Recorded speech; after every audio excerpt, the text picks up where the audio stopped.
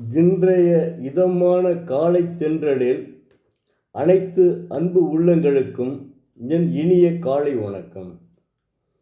அதிகாரம் 18, குறள் எண் 177, வெஃகாமை.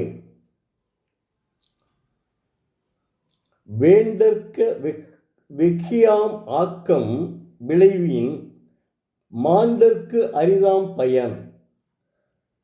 தெய்வப்புலவர் திருவள்ளுவர் பிறர் பொருளை அவாவிக்கொண்டு அதனால் ஆகின்ற ஆக்கத்தை விரும்பாதொழிக, பின் அனுபவிக்குங்கால் ஆக்கத்தினுடைய பயன் நன்றாதல் இல்லை ஆகலான் என்கிறார். அதாவது பிறர் பொருளை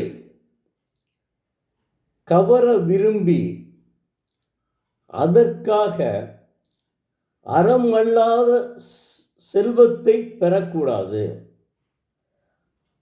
அல்லாத வழியில் செல்வம் வருவதை விரும்பக்கூடாது.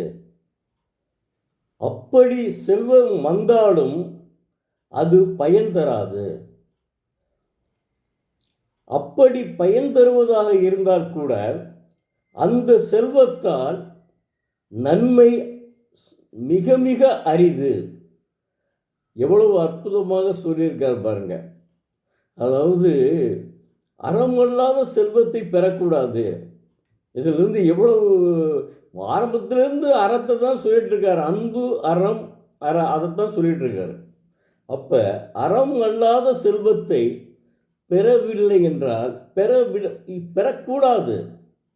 அதனால் ஒன்றும் பயன் இல்லைன்னு சொல்கிறாரு. அப்படியே நீ அதை அடைந்தாலும் அது பயன் இல்லை, அதனால் நன்மை கண்டிப்பாக வராதுன்னு சொல்கிறாரு. அரிது அரிது அரிது அப்படின்னு சொல்கிறாரு.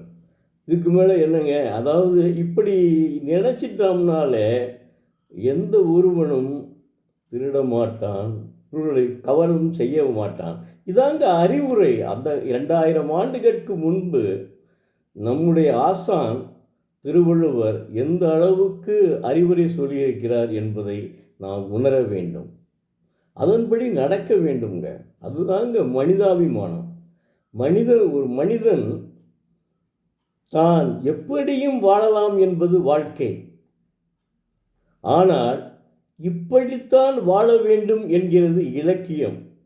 அதிலேயும் குறிப்பாக நம்முடைய தெய்வப்புலவர் திருவள்ளுவரினுடைய திருக்குறள் அதற்கு மிக மிக கட்டுப்பாடு வகுத்துள்ளது. இப்படித்தான் வாழ வேண்டும் என்பதற்கு கட்டுப்பாடு வகுத்துள்ளது.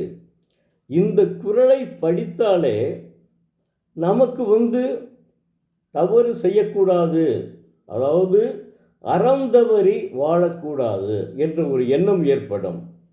ஒரு மனிதன் உழைத்து வாழ வேண்டும், உழைக்காமல் வாழக்கூடாது. சிரித்து வாழ வேண்டும், பிறர் சிரிக்க வாழக்கூடாது. ஏன்னா நான் அவன் எப்படி அறிஞர் திரைப்பட கவிஞர் எப்படி எழுதியிருக்கான்னு பாருங்கள். உழைத்து வாழ வேண்டும், பிறர் உழைப்பில் வாழக்கூடாது. சிரித்து வாழ வேண்டும், பிறர் சிரிக்க வாழக்கூடாது. அதிலிருந்து என்ன தெரிகிறது நமக்கு? நம்ம ஏன் நம்மளுடைய உழைப்பை ஏன் பயன்படுத்தக்கூடாது? உழைப்பை நீ பயன்படுத்து. உழைப்பை பயன்படுத்தி அதனால் வரும் செல்வத்தை நீ நுகர்ந்தால் அது உனக்கு நன்மையை தரும். இதுக்கு மேலே தெய்வப்புலவர் திருவள்ளுவர் அறிவுரை சொல்லவே முடியாதுங்க. நாம் தான் கற்றுக்கொள்ள வேண்டும். ஆகா, நம்ம எந்த தவறும் செய்யாமல் வாழ்வோம். அதாவது அதான் அவர் என்ன சொல்கிறாருன்னா, நீ கடைசி வரையில் அற வாழ்க்கையோடு இரு, அப்போதுதான் உன்னுடைய அருமை பிறருக்கு தெரியும். அப்படி அவர் வலியுறுத்துகிறார். மாணவ செல்வங்களே, தயவு செய்து தினந்தோறும் ஒரு குறளை படியுங்கள். அந்த குறள் வழியில் தாங்கள் அப்படியே ஒழுகினால் மிகப்பெரிய ஒரு மருத்துவராகவோ அல்லது ஒரு மாவட்ட ஆட்சியாளராகவோ அல்லது ஒரு நமது தாமஸ் ஆல்வா எடிசனை போல ஒரு மிகப்பெரிய கண்டுபிடிப்பை தாமஸ் ஆல்வா எடிசன் ஒரு மிகப்பெரிய பல்பை மின்சார பல்பை கண்டுபிடித்தவர். உலகத்திலேயே, அமெரிக்காவில் உலகத்திலேயேங்க அவர்தான் முதல்ல அந்த மின்சார பல்பை தொடர்ந்து எரியும்படி செய்த ஒரே மனிதர். இவரையும் அவர் 4ஆம் வகுப்பு தான் படித்தார். அவரை விட்டு வெளியவே தூக்கிட்டாங்க. நீ போப்பா ஸ்கூலை விட்டுன்னு சொல்லிட்டு. அப்படிப்பட்டவர் தன்னுடைய கடும் உழைப்பினாலும் தொடர் முயற்சியினாலும் அந்த மின்சார பல்பை கண்டுபிடித்தார். அப்படி இருக்க வேண்டுங்க. வாழ்க்கையில் நாம் ஏதாவது ஒன்று சாதிக்க வேண்டும் என்ற எண்ணம் நம்மிடம் ஓங்க வேண்டும். எத்தனை சோதனை வந்தாலும், அவருக்கு எத்தனையோ சோதனை வந்துச்சு, அத்தனை சோதனைகளையும் கடந்து வாழ்க்கையில் வெற்றி பெற்றார். அப்படி இருக்கணுங்க மனிதன் சோர்ந்து விடக்கூடாது. தோல்வி வந்தாலும் தோல்வியை கண்டு துவண்டு விடக்கூடாது. அதற்கு உதாரணமே தாமஸ் ஆல்வா எடிசன் தான்.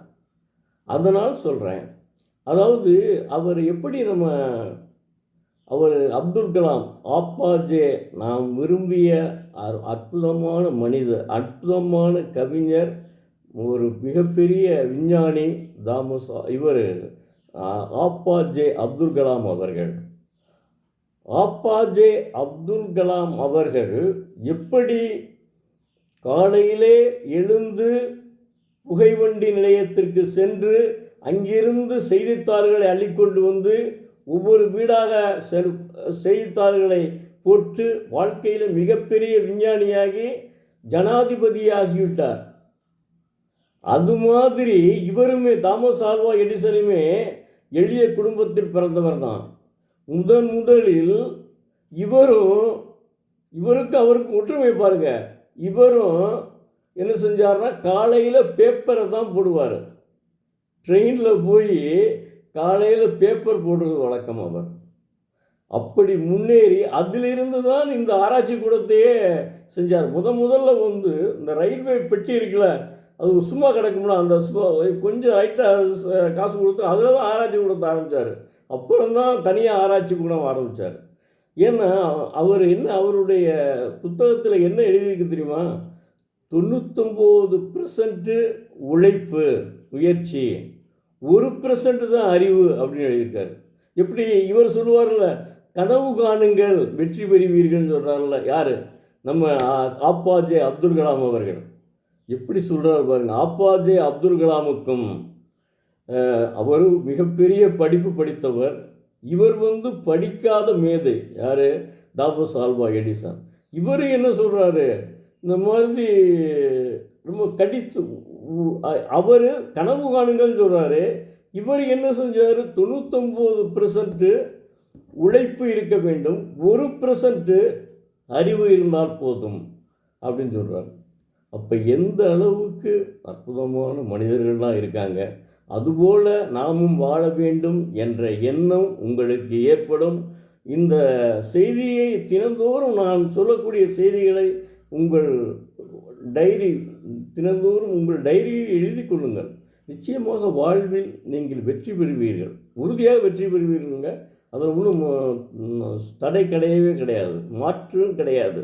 நிச்சயமாக நீங்கள் வெற்றி பெறுவீர்கள். நன்றி. நாளை மீண்டும் ஒரு குரலை பார்ப்போம். பரமசிவம் எழுத்தாளர். நன்றி. நாளை மீண்டும் ஒரு குரலை பார்ப்போம்.